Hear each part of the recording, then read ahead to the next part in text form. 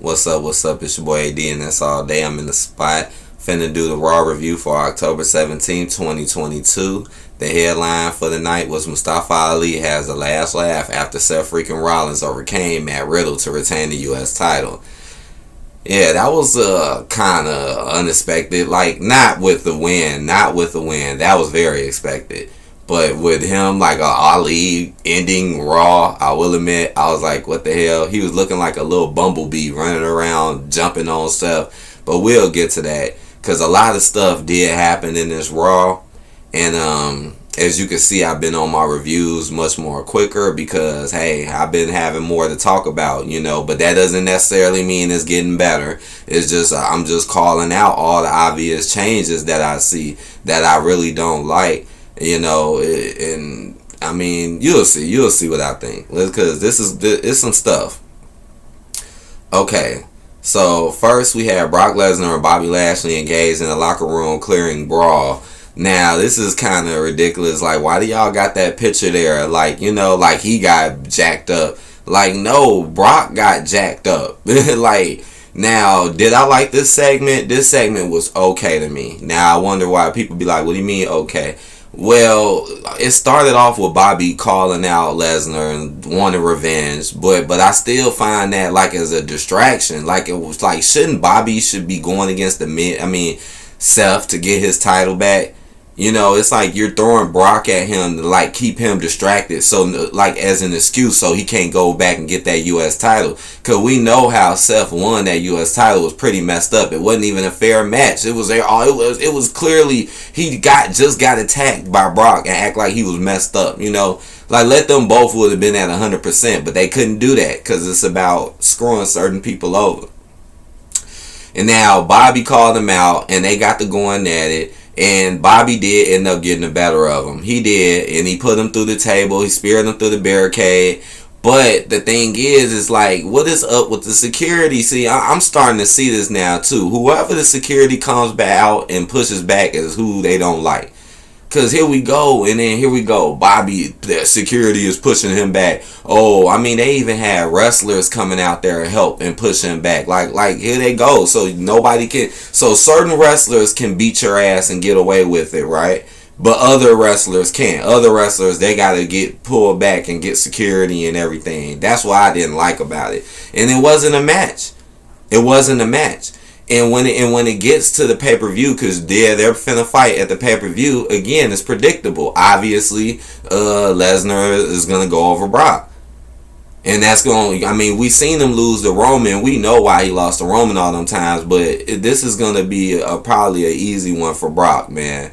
That's why they ain't really letting him get too much off, So, again, it was okay.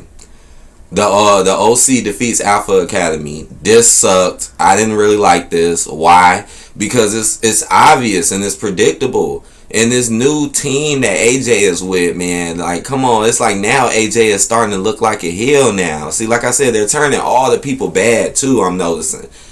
Like, just like this new group he with looks pretty demonic. I'm just saying. And they're coming out looking like evil and stuff. And I know AJ is supposedly still supposed to be a face, but after seeing this group now, I'm like, hey, it's just like with a lot of other stuff going on. They're just using older stars to boost these new teams, and right now, that's how I feel. They're just using AJ, using him for what he got to boost these new dudes, and that's why it was easy to know that they were going to win this match. Like, obviously, the OC were going to win. Like, the Alpha Academy really was going to lose here. Because remember, they're the older stars. That's what's really starting to happen, man. It kind of sucks. Because it shouldn't be about that. It should be about who's really liked and who's really over. Then you had the Judgment Day challenge the OC to a match at Crown Jewel. Now this segment was okay. It was alright. Because the Judgment Day, and I figured that too. When the OC came out, it instantly ran across my mind like, yeah, they're going to be going against Judgment Day. That's why they gave these dudes to AJ, because AJ was fighting by himself. Ray is gone. So now let's move right to AJ, because Ray is gone. Because Judgment Day just act like all they care about was Ray. Now, what made this interesting, though, is to finally see, Dominic do something else besides try to fight his dad and actually try to pick a fight, even though he still comes off really corny and not really a bad guy at all. His character is horrible. It's not good. It's kind of comical. I guess they're kind of making it comical, but he's definitely not coming off like a bad dude. I'll put it like that. And he's definitely coming off as the weakest link in the group. And then that's when he challenged him. AJ was like, okay, well, let's have a match then, you know. And it was funny, though, when AJ said, like, your girl, he was like, ask your mama. Y'all can ask your mom. That was pretty funny. So, okay, they got a match set for the night, and now they got a match at Extreme Rules. Now, who I think I'm going to go over in the Extreme Rules match, I'm going to have to think about that one. But, kind of leaning towards Judgment Day, but I'll have to see more of the build up to it. Then you have Mustafa Ali interrupted Seth freaking Rollins U.S. title celebration. This wasn't that great. And I knew it too. I'm like, oh, watch how they parade Seth around and give him so much attention now that he got the U.S. title. Wasn't really doing that with Bobby like that. But now here he go. He get his own segment. This is another reason why I didn't like all these new stars being introduced. Because like I said, if you clearly pay attention, a lot of stars are being pushed to the back.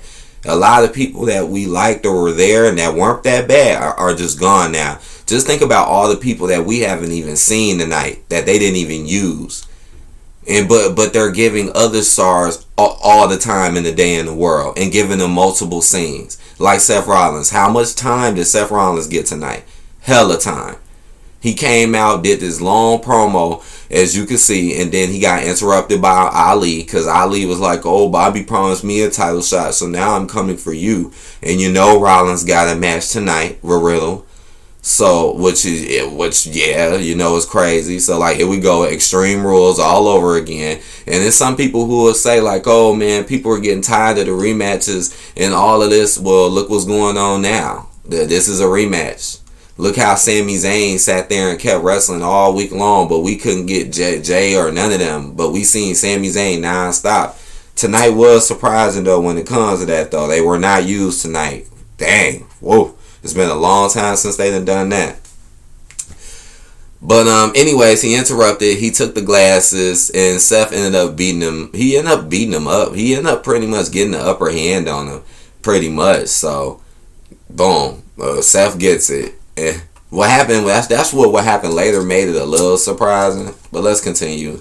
Io Sky and Dakota Kai defeat Bianca Belair and Candice LeRae. This was horrible. I didn't like this. I did not like this at all. And I'm going to start calling Dakota Kai and Io Sky the Looney Tunes. Because the way they wrestle, they act, they talk, they remind me of like Looney Tune characters. Like people should play like when you watch a match with them, like every time they like do a move or something, just play Looney Tune, like, you know, sound effects in the background. I swear, I swear, watch how perfectly it goes with them. I'm not joking. Like you would die laughing. But why didn't I like this though? Because of Bianca. Because again, man, they have been booking Bianca horribly as hell lately. And they've been making Bianca look very stupid and foolish. And they ain't been giving her much. Like they haven't been. Bianca doesn't have any good moments anymore. Like when do you ever see Bianca having a good moment? And I know some people would be like, well, she kept the belt at Extreme Rules. Yeah, after being embarrassed the whole way into Extreme Rules, right? The whole way into it, she was getting treated badly. She never really had no shine. She kept losing. She kept getting beat up. They kept making her run out. Yeah, she won at Extreme Rules, but she had to basically be handicapped and be attacked with no help, even though she should have been help. No Asuka, no Alexa, but Bianca keeps running out getting her ass kicked. But she's the women's champion. But you see, she doesn't have any great segments where she gets to get some shine. Nah, you just throw her on the team with this new girl, Candice LeRae. You just throw her on the team with the new girl, and she still freaking loses. So no, I don't like this because it's so obvious. It's the same stuff. It's like, here we go. Y'all don't like Bianca like that no more, and she ain't gonna have that title for much longer. I'm telling you. They only let her win it because they just wanted to use her for a little bit longer, and they gonna embarrass her because all they doing is been just using Bianca. Like I said, when do you ever see Bianca in good moments? You don't see it. You don't never see Bianca standing tall, looking tall no more. And you see, even with the team of Candice LeRae, because what happened during the match was Bayley interfered, which you should already know what was going to happen. She grabbed a kendo stick and she was finna run in the ring. And I don't even know why Bianca messed with her. Honestly, I felt like she should have let her go and get caught. Right? But no, what does Bianca do? Grab her and push her over the table and take herself out of the game. Like I said, Bianca is another one of the people who just magically just became dumb all of a sudden. And when clearly she could have got the DQ. But no, I'm going to grab her, turn her around, and then tackle her over the table so I'm out of the match. And then that just allowed the Looney Tunes to take advantage of LeRae. It was just basically 2-on-1 after that, and they lost. And Bianca looking all messed up. See? Yeah, you know I didn't like that, man. Y'all be doing Bianca bogus as hell. I swear, every week y'all do her bogus. I'm not blind to that. Yeah, she the women's champion, but y'all sure don't treat her like one. Karrion Grimes hired. Now I'm looking at the backstage. The Karrion Grimes hires the OC to his partners. Right, the NXT dude shows up, hires wants to get them to join. Okay, there's some other stuff I noticed about all these new appearances too that I noticed. Like, really pay attention to the people that really are coming in, because there's been a lot of them. But it has been a pretty obvious similarity between a lot of them if you really pay attention. Cora Jade picks Rhea Ripley. So a lot of this NXT mixing, we already know. Now she wants Rhea to join. See, they really want you to get watching NXT. Now they're using them. Oh, come over here. And remember I was saying Rhea ain't wrestling. Oh, but now Rhea, you want her to wrestle over there. Okay. Johnny Gargano dupes The Miz into revealing he's injured. That was weird too. Now Brian Saxton is behind stage now, and you're using him to dupe The Miz. What was up with that? And I'm tired of The Miz getting embarrassed every week. Yeah, what happened later I like. And to be honest, what happened later probably was my favorite segment of Raw, which I'm going to get to. But y'all have been embarrassing this dude every week. And it's getting annoying. Like, even on his birthday, y'all embarrassed him. They did a reenactment of the Bray Wyatt stuff, which they keep overdoing. They've been doing that way too much. They're hyping it, but they can't give time to other wrestlers and do things with other people, but they can keep constantly replaying Bray Wyatt over and over. Come on, man. And all he's doing is crying in the ring, breaking his character. For just pandering to the audience of what they already know about y'all and what y'all think about him. JBL introduced Baron Corbin as the newest member of Raw roster. So this was not good. Not good. Why? Because Baron Corbin's new gimmick, it's not really new. Like, here we go. And I'm a fan of Baron Corbin. I like Baron Corbin, but I don't like how y'all basically just changed him right back to what he was. Like, come on, y'all ain't do nothing. He still had the money sign. He still had the hat. He had his new ring attire looked horrible. Everybody was cracking jokes in the live stream I was on when we was watching it. Man, everybody was in there cracking jokes, talking about it. Man, it's not good. And again, he gets the win. After seeing Corbin lose for so long, now he magically beats Dolph Ziggler. Even though Dolph Ziggler surely gave him a go. That match was longer than what it should have been. And he just beats him because he was with JBL. Honestly, that's the only reason why I think he won. Because he was with JBL. Oh yeah, and Johnny, I got to kind of speed this up. And Johnny Gargano, he interrupted The Miz multiple times. So now they're setting up a feud with Gargano and The Miz. I hope darn well he doesn't lose, because I'm still upset how y'all put Gargano over Theory. Bogus. Didn't even use Theory tonight. Theory didn't even get used. Just like many other superstars that I can name. So Corbin got the win. Let me speed this up. Dominic gets beat. Right, Dominic beats AJ. Now, did I like this? No. Now, the reason why I did not like this is because it was kind of obvious. It's predictable. Like, obviously Judgment Day was going to jump in. Obviously y'all were outnumbered. Here we go again where Rhea just gets away with everything. It's the same old stuff. I knew AJ Styles was going to beat the hell out of them. And why do they keep taking shots at Rey Mysterio, man? JBL took hella shots at him. Like, he not even here. But a lot of the stuff y'all is saying is just taking it too far. Just like with AJ, oh, I'm going to do what your daddy should have did. Again, why are y'all booking Ray so stupid? Just like with Edge, I'm going to kick his ass. So they know what to do, but Ray don't know what to do. Okay. And obviously, AJ was going to start beating the hell out of Dominic. That's obvious. He's the weak link. I already knew that was going to happen. Obviously, he's going to beat the hell out of him because he ain't nothing. Like I've been saying since the day I ever started talking about him, I said he wasn't nothing. And what happens? The distractions, and that's all. That's the only way Dominic can actually get an upper hand for a minute. But it doesn't matter because AJ is going to still come back and kick your ass, which is exactly what happened. And then here comes a big stupid altercation between the Judgment Day and the OC on the outside. Rhea, who's the odd one out because it was 4-on-3. She goes, grabs AJ's leg, which allows him to get a roll-up pin. So, yeah, you let Dominic go over on AJ. And here we go again where I'm seeing where they seem to have less care for the older stars, but more care for the newer ones. So you let the OC go over clean early in their match, but the OC couldn't help AJ win tonight. So you see the OC didn't do anything but add distraction for them to lose. So the OC wasn't there to help AJ, huh? Uh-huh. And Dominic gets the win. Okay. This was not that great. The Miz ambushed Dexter Lumis before the match. Now, this was good. This was my favorite segment of the night. Why? Because the Miz actually got something in. Remember I said another reason why I have not been liking the booking and the storytelling and the beefs and the feuds as of lately is because they've been way too one-sided. I'm tired of coming on here every week talking about the same people getting done wrong. Come on now. Without no comeback or nothing. That's why it's getting predictable. Just like something else I could talk about. But, yeah. This was great, though. The Miz coming out because they was supposed to have a contract signing. I guess they did this because, he hasn't talked yet and they want to keep that a secret. But the Miz came out and just went ham on Lumis. And I felt like this is what you got to do to a crazy dude. Because this Dexter Lumis dude, I know y'all see this picture on the right of me. I know y'all see this crazy picture.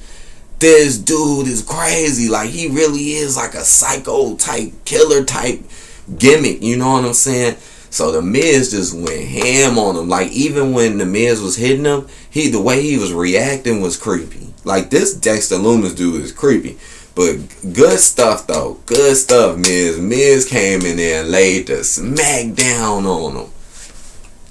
Good stuff. Then you had Elias return much to Matt Riddle's delight. So Elias is back. Now this segment was okay because I'm still like, what are y'all going with Elias? But I still find it messed up. So, like, everything with Ezekiel just got thrown out the window and doesn't matter anymore. That sucks. Ezekiel was cool. So now he's just back to Elias again. You're back again. You're moving back to your old stuff, just like other people that have already announced. Notice that some people just go back. You're just going back. Well, why ain't you moving forward? And then here you go back with these musical segments again, which used to be really boring in the past. This one was only interesting because he just came back. So you like, what the hell is going on? And then Riddle comes out. He got bongos and asks him to hit his bong, which was pretty funny. And yeah, then he gets interrupted. I'm trying to remember who interrupted it. Seth Rollins, right, came out or whatever. And then now they got their match. Now, what do I think about the match? The match was not that great. Like I said, this wasn't that good to me because this was like Extreme Rules repeated all over again. The only thing that made it slightly interesting was the fact that Elias was still there. So I'm like, all right, what is Elias still doing here? And, obviously, though, he was going to retain, and then here we go. Like, look, like, notice how Seth had to clear a disadvantage but still won. But people like Bobby, he can lose. But look, Seth at a disadvantage. It's 2-on-1. Elias could have helped, did something. Elias didn't do nothing. Elias did not help. If anything, Elias made the situation worse. And Seth just won. See, bullshit. Bullshit. And he ended up laying Elias out, too, earlier in the match, too. So, predictable. Not like Matt Riddle was really going to get that title. No. Matt, ever since them tag team titles, I don't think Matt Riddle is going to be seeing any gold for a long time coming, especially with how the booking and how things have been working. Well, this was and it ended with Ali coming out and attacking Seth Rollins to get revenge, and Seth ended up leaving. Okay, wow, a little unexpected, but not really good because we already know it's gonna happen. We know Seth is just gonna be Ali, plain and simple. Like Ali's going to okay. All right. This show was like a 2 out of 5, man. 2 out of 5 for this Raw. So I hope y'all enjoyed this review. I did notice my views been going up a little bit on my wrestling talks and stuff. I have tried to be more on my talks and put a little more effort into my reviews and stuff. So I appreciate the little viewership and any comments too. So thank y'all a lot, and I'll talk to y'all later. Peace out.